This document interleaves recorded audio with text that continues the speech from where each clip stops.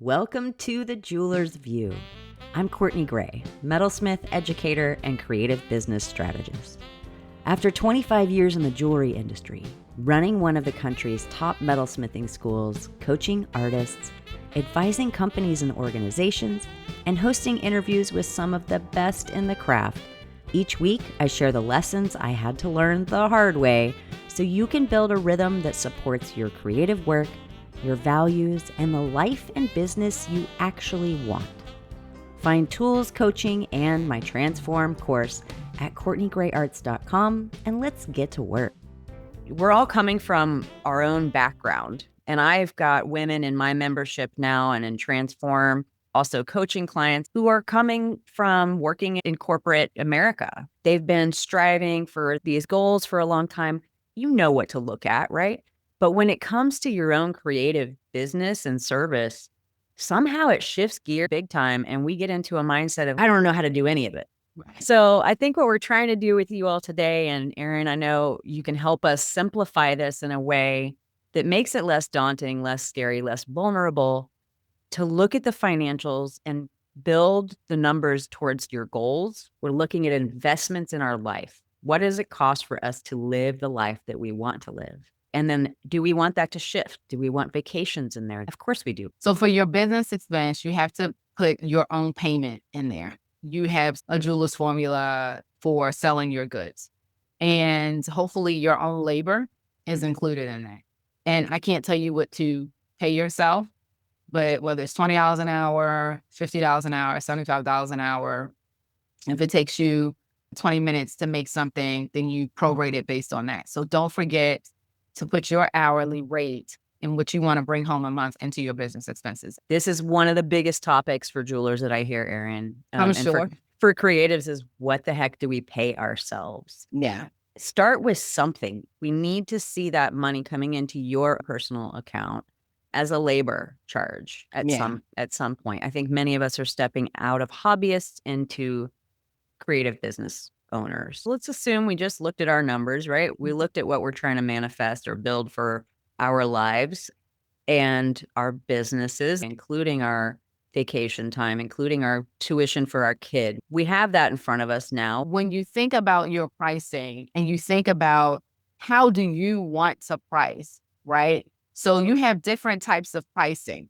And this is the advice I'm giving anybody who does one-of-a-kind work, special work like you all do. People are paying for your brain, and that is invaluable. Period. Full stop. End of story. And that's what you sell on, but your marketing has to match that. Your verbiage has to match. If you're doing value-based pricing, you have to put you into it. And no matter how scared you are to hit post or submit on your website, do it anyway. And if you always assume that you're going to be too low, then start with 5% increase, 10% increase. Do something that makes you a little bit scared, but also comfortable. Do that and increase it accordingly. Actually, you said this last episode, and it's really quite genius. So if you're doing things with gold or doing things with silver or platinum, what can you put in there that society really cares about? Is there a recyclable material that you can put in and then it goes to value-based pricing? Do you have your customer avatars? Does your person even care about sustainability? If they do care about sustainability, then it may be very interesting for you to come up with something that has precious metals or gemstones or something that is also sustainable. But that way you lower your price, whereas you used to make your entire piece out of gold or your entire piece out of platinum. Now you're doing these amazing different designs with both sustainable materials and materials that we pull out of the earth. If we want to go into tiered products, then you can have your high-end things. And then what if you found a manufacturer, whether it was US-based or not right now, you might want to find somebody local, where you could do some things that some of your customers like, oh my God, I love that. So if there's something or design that you could do more sustainably and you know people like that and people are going to buy it, and you can do that at a different tier. Still great material. So now we're talking about 3 tiers that you can mitigate the prices going up, right? Another thing you can do. So if you buy a sheet of something, like a sheet of metals, say you bought it last year in this time, and it was $15 cheaper.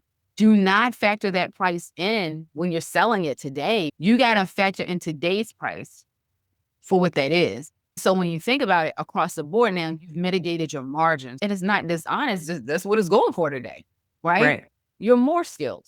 So if you charge $10 an hour last year, maybe you're up to, $15 and you factor in your labor. Just like I want you to check your numbers weekly. And I'm sure metals go up every day because of the market. You change the price, right? When you buy something, label how much it was and what year you bought it, if you can do that. So you're being fair. And that'll lessen you second guessing yourself all the time about what you should do. What do you think about that? I love that. And right now, yeah, it's let's get scrappy and let's get real, right? Let's get real with the numbers. And to me, that's replacement cost. It's not what it cost you to make it 10 years ago. It's what is it going to cost for you to replace now. Gotcha. We are seeing metals spike higher than ever. I think they will drop at some point. But right now, we're in the thick of this. We're having to the courage up to charge what we need to replace the goods. Yeah. But also it's an opportunity to be creative, to say, how can I do things? There's a lot of fear around putting out something. We assume that they are their own customer, which is probably true to a certain extent. Like your ICA or your ideal customer avatar probably has some similar traits we're essentially making for ourselves in the beginning. So traits and pockets are two different things. Your customer, they may share your traits, but they may not share your pockets. And we should not be counting other people's money. And so to Courtney's point, what's the price? The price is the price. And put it up there. There's somebody that's going to do it. And let me just say this. During any recession, has Beverly Hills ever closed? There is a group of people that have money and they will always have money. Right. You won't even get into the reasons why. Okay. Are they your people? Do they want your goods? Do you need to start selling to a different demographic? Especially if you have tiered pricing. You have to segment your marketing. It may make your business a bit more interesting, but it also helps you stay more than afloat. It actually makes you a true business. So let's just go to Ralph Lauren. He has his place in Macy's, right? Now he's designing for HBCU. They have their own line of Ralph Lauren. That's a whole different segment. They realize that more than rich white folks that live on the Hamptons buy his clothes. So you need to segment to that. So sometimes it also involves research, like who are the other people that would buy my stuff? It could open up a whole new world. That's growth. Right? That's getting scrappy. That's getting wise and treating it like a true business instead of this assumption of thinking my customers will not be able to afford the price change. And it's also saying that my stuff is good enough that other demographics would want it. And you don't have to change your design. So many different things you could do to put your products in front of other people. Yeah, there's no limits to the market that you can reach. It's getting creative with your marketing. It's learning those things. It's devoting some time to getting more confident and more willing to step outside of the box. That's what I was going to say, that confident piece. I'm sure the work that all of you do is amazing. Let other people see it, Don't hide your light. Right. Don't hide your talent. And never make assumptions because you don't know. Until you put it out there, you don't have enough data to truly say, I can't charge this. I'll price my customers out. Now, some you may, and that's where I love this. You have a low-end option for people. You have a high-end option. And how do you market to them differently? You all have businesses that people buy from periodically. And so it's always going to be important to nurture that customer. So I should consider Courtney's business because now I know I can get a graduation gift from them. And you run that through your email list. Graduation's coming up. We have some amazing pieces that speak to graduation. And so those are different things that you can do. I want to talk about the different types of products as well. Reaching out to your audience, sending the newsletters out regularly, following up with them because those who have bought from you already are your best customer. That's your customer base. I've seen their children come to me, grandchildren, because I built the trust 10, 15 years ago. I'm their go-to because they've had a good experience with me and I keep in touch. Get their email, a phone number if they're willing. We don't have to bug them, but we do have to stay relevant. We have to remind them that you're still here doing your thing. Stay in their inbox with things that matter to them. So my platform, the hospitality of business, is to let them know, hey, I know it's the holidays. You don't even have to sell to them if you don't want to. But hey, the holidays are coming up. Talk about that in your email. Are you fatigued? How's it going for you? This is what's happening for me. And I think that's important to do. You would do that in a relationship with anybody. Just be a real friend, be a real company that actually likes these people. There are a few things that we call products and they speak to how these products perform. One of the things that Courtney asked me to do is explain, how do you look at your portfolio, right? So you have things like loss leaders, cash cows, anchor products, and sometimes you have freemiums, right? So in terms of a grocery store, so loss leaders used to be egg, milk, bread, stuff like that. They're lower cost items that get you in to buy the filet mignon or the duck. These are loss leaders, right? You know you have to come in for staples. Now, a cash cow is something that is high margin, but low growth. So you could take the iPhone, a super high margin. It's a cash cow for them. Apple makes so much money on it. And then you have big ticket items. So I'm going to pull it back to your world a little bit. So gold, diamond encrusted choker, that is an anchor item. Those are different tiers that a lot of people that make products don't even think about. Now, a person like me in services, I'm always thinking about that. But product owners, you can think about that too and put some ad dollars behind it on how you take care of things. How do you take care of costume jewelry? How do you take care of gold jewelry? How do you store it? How do you call your insurance company when you get a new piece and add it to your insurance? These are all clever ways of helping someone and actually doing them a service. So now you can market to them and you know that they're the type of person that will buy from you. Yes. How do we track what's working? Say you put all these efforts in and you're getting some return. How do you gauge what's working? What should we do more of? What potentially should we remove? Yeah, and that's why I went over these 4 things. That's why I went over the loss leader, the anchor product, the cash cow freemium, because you'll be able to see how much of those you move. So if you know that you have a higher end product, you can see how much of those you move. If you moved 1 in a year, that's not your thing.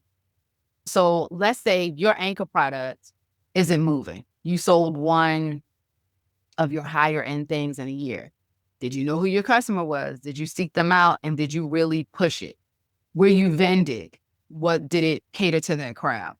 Right? Because I've often told my mom, I said, these are not your people. They are not your people. We need to stop going to these events because these are not your folks. They're not buying a $350 handcrafted necklace made out of jade and coral. It's not your crowd. So when you look at your P&L, that's a profit and loss statement, look at your numbers or your sales report and you're moving something that's mid-tier. Faster. Should you make it in different colors? You've got to look at your sales reports. And those are monthly.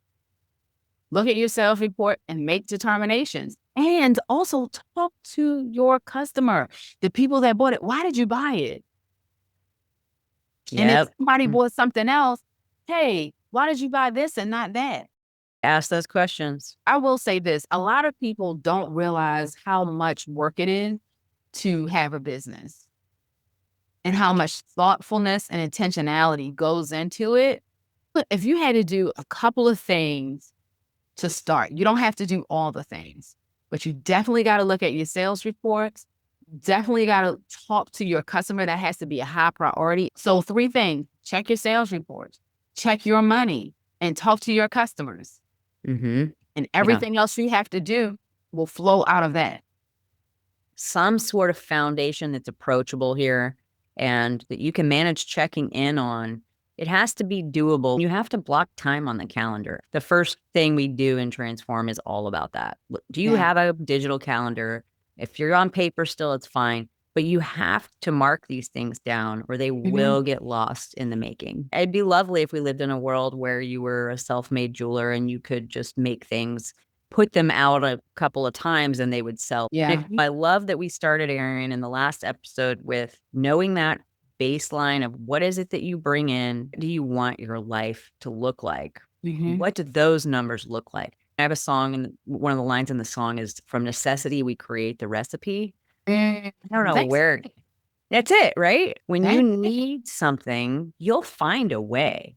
It may take getting scrappy, trial and error, trying this different thing. And if it doesn't work, shifting gears. I like the idea of adding in tiers. If you look at the sales reports, if you have a good inventory system or at least some sort of tracking system, like I sold 20 rings, we can work from that data on what's working moving forward, what's going to keep them coming back. Right. So we're saying weekly, you should look at, let's give you guys a little bit of homework to move into your next chapter here. A baby step towards bringing in income from this and making a profit. And can I say this?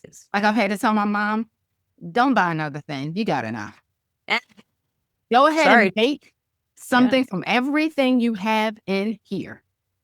Stop yourself, because one thing I have learned with having a mother that has done this now for over a decade is sometimes y'all just like to buy.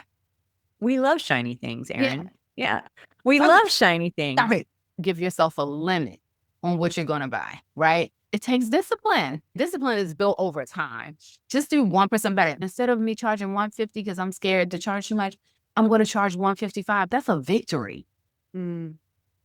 Right? Instead of saying, I haven't looked at my numbers at all, I'm going to take 15 minutes on Saturday and look at my personal and business expenses. Put it on your calendar. When you're going to check your personal and business expenses and their total number, that how I want to live number. Check your sales report. Put that on your list. Do them on separate days, because it might be too much to do it all at one time. Yeah, sales reports you want to live by. I really want you to check those things. And earlier what we were talking about is mindfulness. So Courtney was talking about pay attention to what you feel when these things come up and just be mindful of them. They're not wrong. There's nothing wrong with it. Just say, okay, this is what it is. I accept it. Take a breath and then get back to it. And you'll know what's informing your decision-making every day, your marketing efforts. So here's the rhythm we want to build. And even if you lean into this 1% more than you have in the past, then you're winning. And you're going to have more clear information to work with. Totally. Instead of these assumptions. I want to hear from people. I want to hear what they've been doing. Okay. And if they have other questions, I'm happy to answer, but I would love to hear from people. How do they reach out to you? You can email me at connect@hexagongrp.com. Please follow me on LinkedIn, Erin D. White. Okay, cool. We'll put all of this in show notes. Reach out to me if you need any of this again, but we will link Erin so she's a new resource for you beyond what you may have access to in your orbit. We're all in it to win it together. And it's enough for everyone. There is enough for everyone. I'm grateful for your time sharing with us today. And I'm grateful for your existence in my life. Thank you. Erin, thanks so much. Wait to see you. Take care. Thanks for listening to The Jeweler's View. If today's episode gave you something to think about, consider sending it to a friend or share it on social and tag me at Courtney Gray Arts. You'll find tools, coaching, resources, and the Transform course at CourtneyGrayArts.com. Remember, you're not behind. You're becoming exactly the kind of maker your business needs. And that kind of depth, it takes time. I'll be back next week.